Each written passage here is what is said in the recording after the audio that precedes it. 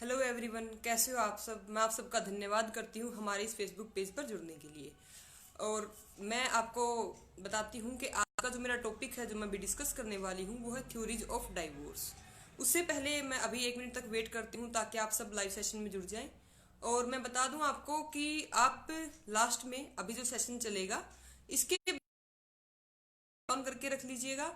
Session खत्म होने के बाद मैं 2 मिनट तक वेट करूंगी और कमेंट सेक्शन में आपके सारे के सारे जो भी क्वेश्चंस हैं उनको पढ़ूंगी और उनको आंसर करूंगी। ठीक है, तो हम स्टार्ट करते हैं हमारा सेशन डाइवोर्स। तो डाइवोर्स का कंसेप्ट जैसे कि हम सब जानते हैं कि काफी लोग इसको पढ़ चुके हैं, सबको पता है। तो मैं पहले एक बार शुरुआत करती हूँ इसके ओरिजिन के साथ। डाइवोर्स जो है वो लिया गया है लेटिन वर्ड डाइवोर्टियम से, which means to different away, कि आपके जो अलग अलग रास्ते हैं आप उन पर जाओ। मेनली ये लिया गया है फ्रेंच वर्ड से, इसका ओरिजिन हुआ है। वैसे लेटिन वर्ड से लिया गया है, लेकिन लेटिन वर्ड का डाइवोर्स सभी कंट्रीज में है, वैलिड है सभी कंट्रीज में। लेकिन फिलीपींस है ऐसा जहां पर डाइवोर्स वर्ड यूज नहीं किया जाता। वहां पर अनलमेंट ऑफ मैरिज हो सकती है लेकिन डाइवोर्स नहीं हो सकता। अगर डाइवोर्स किसी को लेना है तो फॉर एग्जाम्पल कोई बाहर का बंदा है, वहां पे गया है, वहां पर जाने के बाद उसने किसी वहीं के सिटीजन से शादी की है, मेल फीमेल जो भी है, तो वहां पर उसके बाद अगर उसने फॉरेन कंट्री में भी डाइवोर्स ले लिया है तो भी वहां पर वो वैलिड नहीं होगा। ये वहां का रूल है। तो मैं आगे बढ़ती हूँ अभी डाइवोर्स के कंसेप्ट के साथ। डाइवोर्स जो रिकॉग्नाइज हुआ था हमारे यहाँ पे, वो हुआ था 14th सेंचुरी में, mid of the 14th century, means 1350 से लेकर के 1400 के बीच में। एग्जैक्ट नहीं बता रखा कहाँ पर कैसे।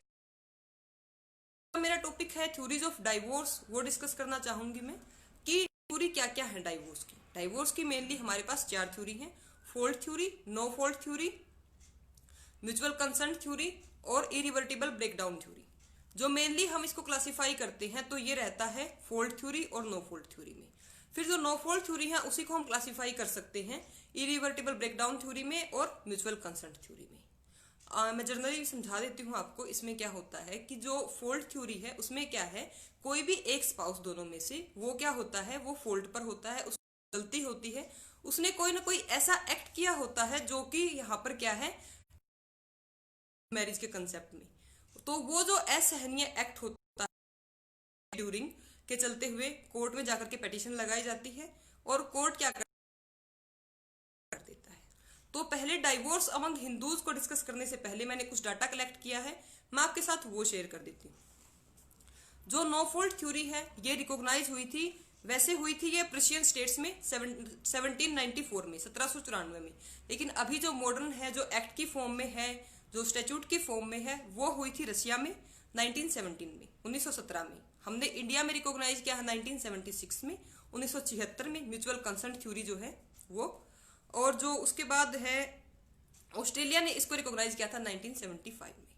और इसके अलावा है देखो, जैसे कि फोल्ट ग्राउंड है, फोल्ट थ्योरी है, वो सभी ने जब रिकॉग्नाइज किया डाइवोर्स को उसके साथ ही आ गई थी। लेकिन जो ये नो फोल्ट थ्योरी है, मतलब कि म्यूचुअल कंसेंट है या इरिवर्टिबल ब्रेकडाउन थ्योरी जो है, वो बाद में हुई थी। किया था ऑस्ट्रेलिया ने की थी ब्रेकडाउन वाली 1959 में, 64 में। तो इसी के साथ मैं आगे डिस्कस करूंगी। अभी हम बात करते हैं अगर इंडिया की, तो इंडिया में क्या है, कैसे प्रोविजन है, क्या क्या रूल है। इंडिया में ओरिजिनली हमारे पास थी कि अगर एक पार्टी ने, एक स्पाउस ने फॉल्ट किया है, कोई गलती की है, तो वो हो जाएगी उसकी फॉल्ट थ्योरी। उसी ग्राउंड के ऊपर जाकर के वो पिटीशन फाइल करेगा, कोर्ट जांच करेगा, अगर वो ग्राउंड है, सेटिस्फाई है, तो उसको डाइवोर्स ग्रांट कर दिया जाएगा।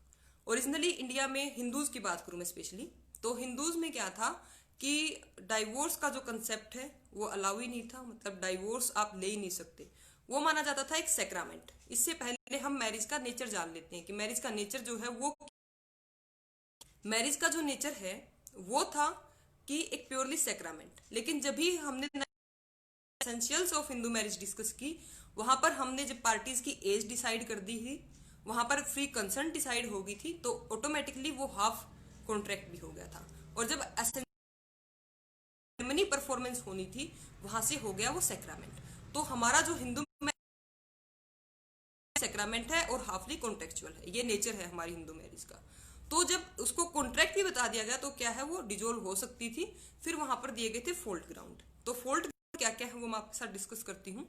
फॉल्ट ग्राउंड में था कि अगर कोई पार्टनर है वो एडल्ट्री कमिट करता है, 1976 में ऐड किया गया था इसको, एडल्ट्री कमिट करता है मीन्स कि अपने पार्टनर के होते हुए दूसरे किसी बंदे के साथ में कोई भी मेल है या फीमेल है कोई सेक्सुअल एक्ट तो वो एक डाइवोर्स का ग्राउंड है।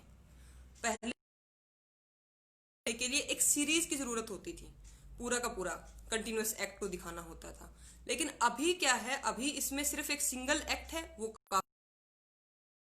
उसके बाद जो सेकंड है सॉरी मैं पहले एक और चीज डिस्कस करना चाहती हूँ, डीक्रिमिनलाइज हुआ है। काफी लोगों को अभी कंफ्यूजन होगा कि एडल्ट्री को तो हटा दिया गया, वो सिर्फ डीक्रिमिनलाइज किया गया है कि अगर कोई बंदा किसी की वाइफ के साथ कोई ऐसा एक्ट करता है तो किया जाएगा, लेकिन ये ग्राउंड ऑफ डाइवोर्स है अब भी। उसके बाद है क्रुएल्टी। क्रुएल्टी में क्या है कि कोई भी मेंटल क्रुएल्टी हो सकती है, फिजिकल क्रुएल्टी हो सकती है। उसके बाद है फिजिकल और मेंटल क्रुएल्टी के बाद में ये ग्राउंड है पार्टनर है वो मेल है या फीमेल है, मतलब हस्बैंड है या वाइफ है, क्रुएल्टी होती है उसके साथ में, तो ग्राउंड ऑफ डाइवोर्स है। और इसको हम कोरिलेट 98A के साथ में, वहां पर वो क्रिमिनलाइज हो जाता है, यहाँ पे ये एक ग्राउंड फॉर डाइवोर्स है। फिर उसके बाद है डेजर्सन, मीन्स पार्टीज के बीच में 2 ईयर से कोई कोहैबिटेशन नहीं है, कोई सेक्सुअल एक्ट नहीं है। अनसाउंडनेस ऑफ माइंड है, पार्टी है जो वो अनसाउंड हो गई है, मीन्स कि देखो अगर जो पार्टी है शादी से पहले अनसाउंड माइंड है तो वहां पे क्या होगा, वो आपके पास होता है वॉइडेबल मैरिज का ऑप्शन। शादी हुआ है, पागल हुआ है, तो वो होता है ग्राउंड फॉर डाइवोर्स, नहीं होना है। उसके बाद कोई ग्राउंड नहीं है, लेकिन ये पहले था, अभी जिन्होंने तो 2019 के अमेंडमेंट पढ़ी है, मार्च 2019 में इसको हटा दिया गया है, रिपील कर दिया गया, तो क्योंकि लेप्रोसी का ऐसा था कि एक इनक्योरेबल डिजीज है, यानी कि जिसको ठीक नहीं किया जा सकता। में जो हमने इतनी सारी डेवलपमेंट की है, हमारे मेडिकल उसमें भी काफी सारी रिसर्च हुई है, तो अभी ये क्योरेबल है, और क्योरेबल है तो नो मोर। उसके आफ्टर है वेनरल डिजीज, मीन्स के कोई ऐसी डिजीज जो कि सेक्सुअल एक्ट से ट्रांसमिट हो सकती है from one partner to another partner, और वो इनक्योरेबल है, मतलब वो इसका एग्जांपल ले सकते हो, तो वो क्या है, वो फिर इसमें।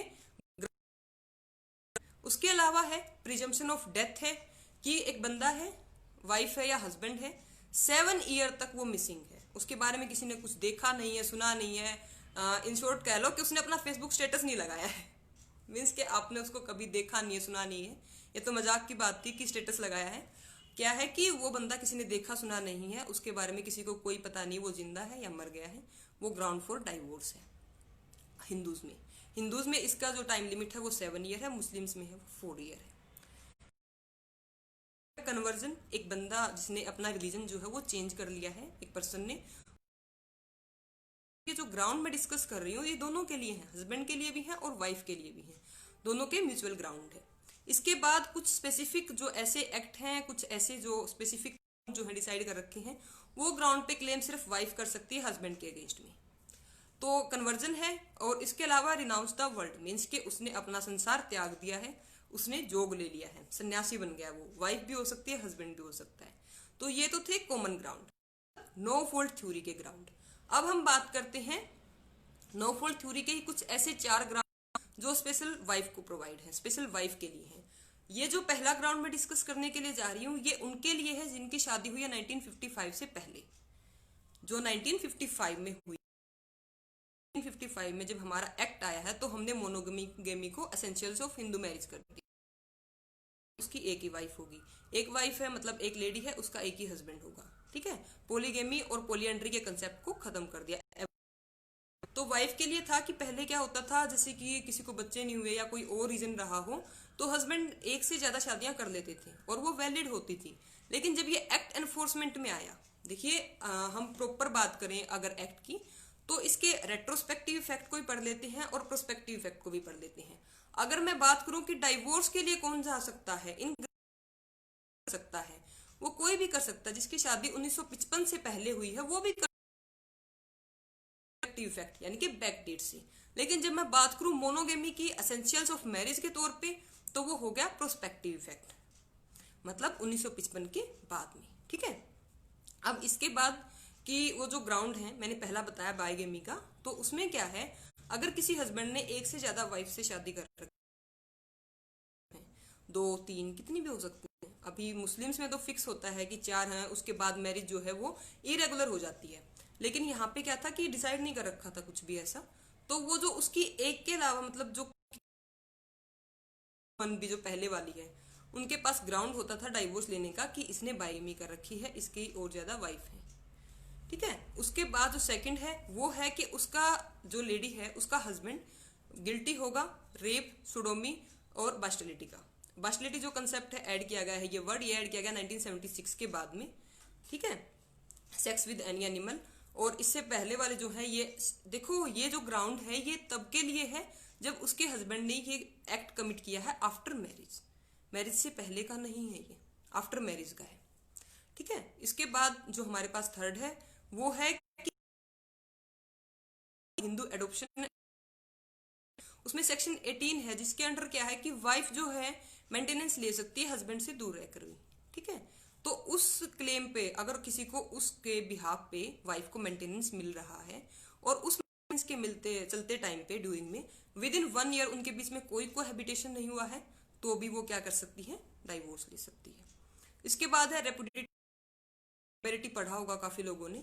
ये क्या है कि जब भी किसी लड़की की शादी होती है 15 साल की होने से पहले, ठीक है, जब तक उसकी उम्र 15 साल की नहीं होती उससे पहले अगर उसकी शादी हुई है और उसी शादी के चलते की हुई नहीं है, मैं फिर से रिपीट करती हूँ, क्या है, लड़की 15 साल की हो गई, उससे पहले उसकी शादी हो गई, 15 से पहले कितना भी टाइम हो सकता है, और अभी शादी के बाद वो 18 की नहीं हुई है, तब तक वो इस ग्राउंड पे डाइवोर्स ले सकती है। इसको कहते हैं रेपुटेशन ऑफ मैरिज। कोई बाउंडेशन नहीं है कि उसकी जो मैरिज है वो कंजुमेट नहीं हुई है, मीन्स के उनके बीच में कोई सेक्सुअल एक्ट हुआ है या नहीं हुआ है। मुस्लिम लॉ में ये एक कंडीशन होती है कि वो मैरिज कंजुमेट नहीं होनी चाहिए, लेकिन यहाँ पर क्या है, हमारे हिंदू लॉ में मैरिज कंजुमेट हो या ना हो ले सकते हैं। इसके बाद हम नेक्स्ट पे पॉइंट पे चलते हैं। हमारी जो है एक है इरिवर्टिबल ब्रेकडाउन थ्योरी, जो है हमारे यहाँ पर ब्रेकडाउन थ्योरी को ऐड किया गया था 1964 में।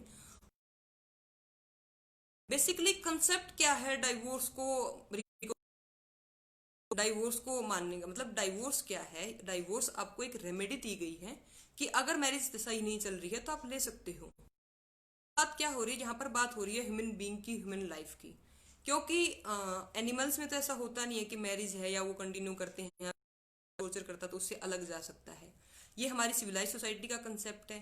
पहले हमने फॉल्ट ग्राउंड को ऐड किया था, अब मैं आपको बताती हूँ कि फॉल्ट ग्राउंड, उसके बाद ब्रेकडाउन, फिर उसके बाद म्यूचुअल कंसेंट के ये सारे के सारे ग्राउंड ऐड करने का रीजन क्या है। जब हम पहले बात करते हैं, हमने 1948 में जब हमने यूएन डिक्लेरेशन की थी ह्यूमन राइट के ऊपर, UNDHR, universal declaration on human rights जो की थी 1948 में, तब हमने बात की थी कलेक्टिव राइट्स की, एक कम्युनिटी के राइट्स की बात की थी। वहीं पर उनको इंटरप्रेट किया कैसे कि वो एक कलेक्टिव के, एक कम्युनिटी के राइट्स सारे के सारे प्रोटेक्ट होंगे, सोशल वे में, कल्चरल वे में, इकोनॉमिक वे में, सिविल पॉलिटिकल में। उसके बाद हमने Aahista Aahista second generation right की तरफ बढ़े हम, जहां पर हमने लोगों को, ठीक है। उसके बाद अभी हम चल रहे हैं थर्ड जनरेशन राइट पे। थर्ड जनरेशन चल रही है ह्यूमन राइट्स की, जहां पर हमने क्या कर दिया, हमने इंडिविजुअलिटी को करके हमने क्या किया है, एक इंडिविजुअलिटी को प्रायोरिटी दी है कि कम्युनिटी के राइट को प्रोटेक्ट करने के साथ साथ हम एक इंडिविजुअल के राइट्स को भी प्रोटेक्ट करेंगे। अगर मैं बेसिक सा लॉजिक दूं इसके पीछे, तो क्या है कि भले ही कम्युनिटी कितनी बड़ी हो, जिंदगी तो हमें एक ही मिलती है, तो क्या करते हैं हम उसी को अच्छे से जिएंगे। इसीलिए आपके जो इंडिविजुअल राइट्स हैं उनको प्रोटेक्ट किया गया है। जैसे कि आपका राइट टू प्राइवेसी है, अभी रिसेंट में कितने सारे राइट टू चॉइस है, आपका जो एडल्ट्री को डिक्रिमिनलाइज किया है, ये भी इसी के चलते हुए क्या है, आपका राइट है। थर्ड जनरेशन ह्यूमन राइट्स की बात हो रही है, तो इनको डिस्कस करते हुए अभी मैं चलती हूँ ब्रेकडाउन के आगे कि क्या है। अब क्या है, जो ब्रेकडाउन थ्योरी है उसके पीछे क्या है कि जो एक चल रहा था, जो गाड़ी, जो सर्कल चल रहा था मैरिज का, उसका पहिया अब रुक गया है, बिल्कुल ब्रेक हो गया, टूट गया, वो आगे नहीं बढ़ा सकते। क्या होता है कि अभी जुडिशियल सेपरेशन की डिग्री पास होने के बाद, अभी जो टाइम पहले कुछ और था, अभी अमेंडमेंट के बाद में 1 ईयर है, तो उसमें क्या है, जुडिशियल होता है ये एक, मैं इसको डिस्कस करती हूँ इस ग्राउंड के बाद में। तो जुडिशियल सेपरेशन की जो डिग्री है वो पास होने के बाद कोर्ट के बाद, उसमें क्या होता है कि जो पार्टीज हैं उनके बीच में विद इन 1 ईयर कोई कोहैबिटेशन ना हो, कोई सेक्सुअल एक्ट ना हुआ हो, तो ये ग्राउंड है। उसके बाद जो है वो है हमारा, अगर कोई रेस्टिट्यूशन ऑफ कंजुगल राइट की, रेस्टिट्यूशन ऑफ कंजुगल राइट की, रेस्टिट्यूशन ऑफ कंजुगल राइट के ऊपर अभी रिसेंट में मूवी आई थी थप्पड़, तापसी पन्नू की, शायद सबने देखी होगी, तो उसको भी मैं डिस्कस करती हूँ इसके बाद में। तो उसकी डिग्री के पास होने के बाद भी विद को हैबिटेशन ना हुआ हो तो भी क्या होगा, कोर्स होगा। इसके बाद है एक हमारे पास है म्यूचुअल कंसेंट थ्योरी। वहां पर क्या है, देखो बाकी सब जो फॉल्ट है मीन्स के, एक तो फॉल्ट थ्योरी हमने डिस्कस की है, एक नो फॉल्ट का ही एक जो ग्राउंड है हमारे पास ब्रेकडाउन वाला, वो डिस्कस किया है। इन तो क्या करती हैं, सिंगल सिंगल पिटीशन डालती हैं, कोई भी, या तो हस्बैंड डालता है या वाइफ डालती है। लेकिन जब हम बात करते हैं म्यूचुअल कंसेंट के, दोनों म्यूचुअली कंसेंट से दोनों आपस में कंसर्न करके दोनों सेम चीज पे एग्री होते हैं। जब हम म्यूचुअल कंसेंट की बात करते हैं तो हम बात करते हैं ईडीएम की, कि both the parties must be agrees upon the same thing. Correlate करके पढ़ सकते हैं being a law student, Indian contract act से, सेक्शन 13 एंड सेक्शन 14। ठीक है, तो सीरीज को आगे लेकर के चलती हूँ। तो मैंने बेसिकली, आई होप कि मैंने आपको क्लेरिफाई कर दिया होगा कि क्या है, फॉल्ट थ्योरी क्या है, फिर नो फॉल्ट में, ब्रेकडाउन में और कंसर्न थ्योरी में क्या डिफरेंस रह गया है। अगर आपको अब भी समझ नहीं आया तो अपने क्वेश्चन नोट डाउन कर लीजिएगा, लेक्चर खत्म होने के बाद मैं इसको एक्सप्लेन कर दूंगी आपको। तो अब जो मैंने पहले एक पॉइंट डिस्कस किया था आपके साथ में कि जुडिशियल सेपरेशन क्या है और रेस्टिट्यूशन ऑफ कंजुगल राइट क्या है। तो अगर मैं बात करूं जुडिशियल सेपरेशन की, तो जुडिशियल सेपरेशन क्या होता है, डाइवोर्स के लिए जाते हैं वहां पर, तो कुछ ऐसे ग्राउंड हैं जो मैंने पहले डिस्कस किए थे सारे के सारे, उन्हीं में से कुछ ग्राउंड को छोड़ के बाकी ग्राउंड्स में कोर्ट चाहे तो डाइवोर्स दे, टाइम पीरियड दे। मतलब पार्टीज को क्या है, एक टाइम मिल जाता है जब वो दोनों आराम से बैठकर सोच सकते हैं कि क्या वो गलती कर रहे हैं या वो सही है, और वो उस टाइम को ले सकते हैं। क्योंकि अगर एक बार डाइवोर्स हो गया तो पार्टीज को फिर से रीमैरिज करनी पड़ेगी। लेकिन अगर जुडिशियल सेपरेशन को कोई जरूरत नहीं है, वो वैसे भी उसी यूनियन में फिर से आ सकते हैं। तो इसके बाद अब जो जुडिशियल सेपरेशन के जो ग्राउंड है, जो पहले मैंने दोनों के म्यूचुअल ग्राउंड डिस्कस किए थे, जो हस्बैंड के और वाइफ के थे फॉल्ट थ्योरी में, तो वहां पर उनमें से सिर्फ 3 ग्राउंड ऐसे हैं जिनको छोड़ करके बाकी सभी ग्राउंड में कोर्ट क्या कर सकता है, जुडिशियल सेपरेशन को वो कर सकता है। एक तो है, या फिर जब प्रिजम्पशन ऑफ डेथ होती है उस केस में, या फिर जहां पर कन्वर्जन होता है, और उसके साथ में ही एक होता है renounce the world. In grounds को छोड़ करके बाकी सभी केस में जुडिशियल सेपरेशन हो सकता है। अब मैं बात करती हूँ राइट की। तो यहाँ पर क्या होता है, जब एक पार्टी दूसरी पार्टी से विदाउट एनी रीजनेबल कोज, कोई रीजनेबल कोज नहीं होता, मतलब उसके साथ कोई क्रुएल्टी नहीं है, कोई ऐसा एक्ट नहीं है कि वो दोनों के बीच में बिल्कुल सब सही चल रहा है, स्मूथ चल रहा है, लेकिन एक पार्टी क्या है, विदाउट एनी रीजनेबल कोज उस पार्टी से विड्रॉ कर देती है। नहीं है कि वो दोनों अलग रह रहे हो, वो दोनों के दोनों सेम हाउस में भी रह सकते हैं, सेम रूम में भी रह सकते हैं, पर उनके बीच में कोई सेक्सुअल एक्ट नहीं होता, कोई कोहैबिटेशन नहीं होता। तो उस केस में जाकर के वो पार्टी जो इफेक्ट हो रही है, मतलब एक वो है जिसने वो एक्ट किया है, मतलब जो उसके साथ इन्वॉल्व नहीं हो रही है, उससे अदर पार्टी जो उससे इफेक्ट हो रही है वो जाकर के, और जब कोर्ट फाइंड आउट करता है कि ऐसा कोई रीजन नहीं है स्पेसिफिक, तो restore back, restitution means restore back, उसी पोजीशन में जाओ, आपकी मैरिज वहीं से स्टार्ट करो। तो जब कोर्ट के ऐसे ऑर्डर के बाद भी उनके बीच में कोई एक्ट नहीं होता, तो मान लिया जाता है कि क्या हो रहा है, ब्रेक डाउन हो गया है, यहाँ पर ब्रेक हो गई है, वो चीज टूट गई है, अब उसको आगे चलाना ठीक नहीं है। तो आई होप कि आपको ये तीनों समझ होंगे। अब इसके बाद में डिस्कस कर मैरिज जो है वो क्या है और डाइवोर्स क्या है, दोनों में डिफरेंस क्या है होती है। मतलब कि वॉइड मैरिज, एक वॉइड वॉइडेबल के कंसेप्ट भी दिए गए हैं कि वॉइडेबल है यानी कि वो मैरिज है, एग्जिस्टेंस में है, वो अभी कंटिन्यू कर सकती है और वो वैलिड चल भी सकती है लाइफ टाइम तक। लेकिन अगर कोई पार्टी उसके ऊपर ऑब्जेक्शन करती है तो क्या है, मतलब जिस पार्टी का फॉल्ट नहीं है वो पार्टी अगर ऑब्जेक्शन करती है तो वो है, उसको शून्यकरण कर दिया जा सकता है। और अगर उसके बाद उस पार्टी ने ऑब्जेक्शन किया, वो वॉइड हो गई। या फिर कुछ ऐसी हैं जो कि स्टार्टिंग से ही वॉइड है, मतलब किसी ने बाइगेमी कर दी, यानी कि किसी ने किसी के साथ सेकंड मैरिज की है, तो वो वॉइड है, मैरिज है ही नहीं वो। अगर किसी ने स्पिंडल रिलेशनशिप में की है या प्रोहिबिटेड डिग्रीज ऑफ रिलेशनशिप में की है तो उस केस में भी क्या है, वो वॉइड है। नहीं की है तो वो भी वॉइड है। ठीक है, तो अगर ये सबके बाद अगर मैरिज वॉइड होती है तो क्या होता है, पार्टीज जो है वो मैरिड मानी नहीं जाती, उनका जो स्टेटस है वो अनमैरिड का रहता है। और यहाँ पर अगर मैं बात करूं डाइवोर्स की, तो अगर डाइवोर्स होता है तो पार्टीज का स्टेटस है डाइवोर्सी का। दोनों में डिफरेंस समझ आ गया। इसके बाद अगर मैं बात करूं कि इन दोनों की जो उसकी बात करूं, मैं इनहेरिटेंस की बात करूं, तो डाइवोर्स का तो लगभग सबको पता ही है अभी। तो मैं बात करूं अगर वॉइड और वॉइडेबल मैरिज, वॉइड और वॉइडेबल मैरिज के चिल्ड्रन जो हैं वो लेजिटिमेट ही माने जाते हैं। लेकिन लेजिटिमेट होने के साथ उनका जो पार्टीज हैं, मतलब उनके मदर फादर हैं, सक्सेशन का राइट कितना होता है, कैसे होता है। सक्सेशन के राइट के टाइम पे क्या कि अगर उनके पेरेंट्स की प्रॉपर्टी है, मतलब उसके फादर की सेल्फ एक्वायर्ड प्रॉपर्टी है या उसकी मदर की सेल्फ प्रॉपर्टी है, तो उस केस में क्या होगा, उनका पूरा राइट होता है उस प्रॉपर्टी के ऊपर। अदरवाइज उनके जो ग्रैंड पेरेंट्स हैं, उनकी जो सक्सेशन से चली आ रही प्रॉपर्टी है, इनहेरिटेंस की प्रॉपर्टी है, उसके ऊपर उन बच्चों का कोई राइट नहीं होता। डाइवोर्स में उनका राइट होता है। अब मैं डाइवोर्स में कुछ नए पॉइंट्स फॉरेन कंट्रीज में ऐड किए गए हैं, अभी इंडिया में भी शायद हो सकते हैं।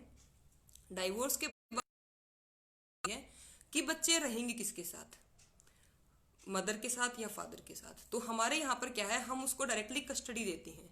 लेकिन फॉरेन कंट्रीज में क्या कर रखा है, वो कर रखा उन्होंने spend time with the parents और live with the parents, to concept. Time with the parents है, कॉन्टेक्ट बोल दिया उसको, कॉन्टेक्ट का टाइम दिया गया है कि वो उसके टाइम में कितने टाइम में जाएगा, उससे मिलेगा। और लिव विद का मतलब है कि वो रहेगा ही परमानेंट उसके साथ।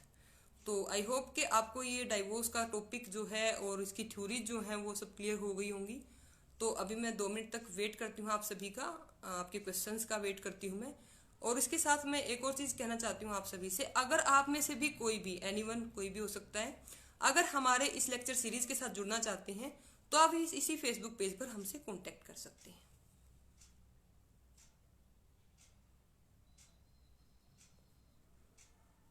अभी मैं वेट करती हूँ आपका।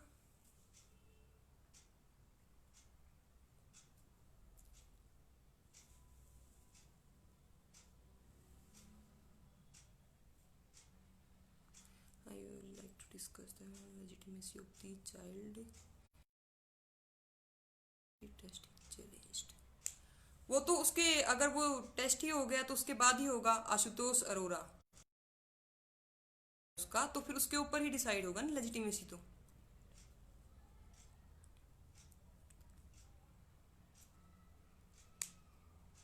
यहाँ पर बात कर रहे हैं वॉइड मैरिज और वॉइडेबल मैरिज के चिल्ड्रंस की लेजिटिमेसी की। और जहां पर अगर या वॉइडेबल मैरिज है भी, और अगर उसको वॉइड करवाने से पहले वॉइडेबल मैरिज है, अगर वो वॉइड नहीं हुई है, उससे ऑटोमेटिकली उसका इनहेरिटेंस का भी राइट रहता है।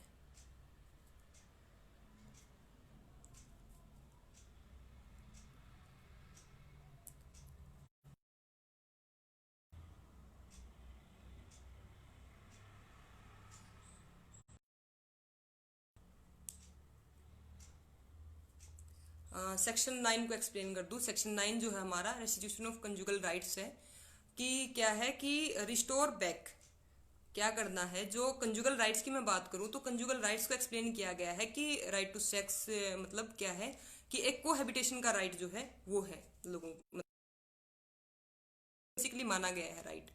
तो अब क्या है, सेक्शन 9 की अगर हम बात करें तो उसमें क्या है कि पार्टीज जो है विदाउट एनी रीजनेबल कोज, कोई भी पार्टी है, फॉर एग्जाम्पल ए और बी है, तो ए क्या करता है, ए बिना किसी रीजन के अपने जो पार्टनर है बी उससे विड्रॉ कर लेता है, उसके साथ सेक्सुअल एक्ट में ऐड नहीं होता, उसके साथ नहीं कोऑपरेट करता। तो उस केस में बी क्या करता है, कोर्ट में जा सकता है और वहां पर पिटीशन लगा सकता है कि जो ये पर्सन है मेरे बिना रीजनेबल कोज के मुझसे दूर रहता है, कोई ऐसा एक्ट में मेरे साथ पार्टिसिपेट नहीं करता है, कोई ऐसा एक्ट नहीं होता है। तो उस केस में कोर्ट जाकर के चेक करेगा, तो उस केस में कोर्ट जाकर के चेक करता है, फिर उसके बाद में देखता है कि अगर रीजनेबल कोज है। अब जैसे कि एक केस हुआ था, उसमें क्या था कि उसका हस्बैंड उसको ह्यूमिलिएट करता था उसके बाहर के मेहमानों के सामने, तो वो एक रीजनेबल ग्राउंड था, तो उनको रिस्टोर बैक नहीं किया गया कि उसका विड्रॉ का वो रीजनेबल कोज था। अदर आपका मदरलेस डीएनए टेस्ट हो भी, मदरलेस डीएनए तो भी। आशुतोष अरोरा, जो अभी हमारी क्लास चल रही है ये इन्वेस्टिगेशन की नहीं है, ये हिंदू मैरिज एक्ट की है, अभी फोरेंसिक लैब वाली क्लास नहीं है ये।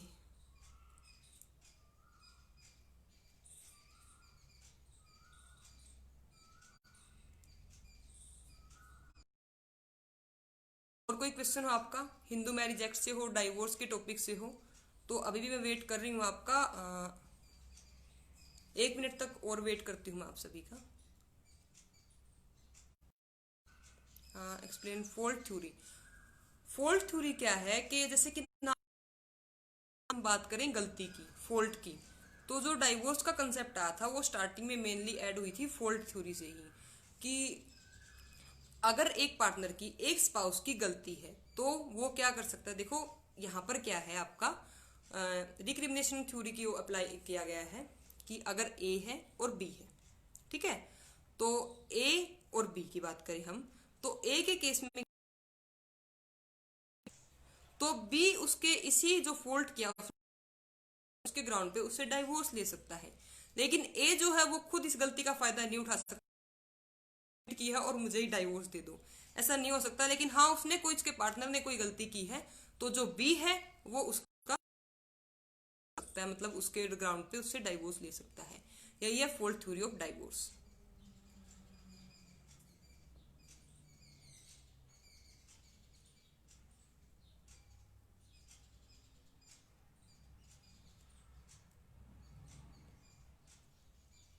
आई थिंक अभी आपके कोई डाउट नहीं है तो मैं सेशन को फिनिश कर देती हूँ।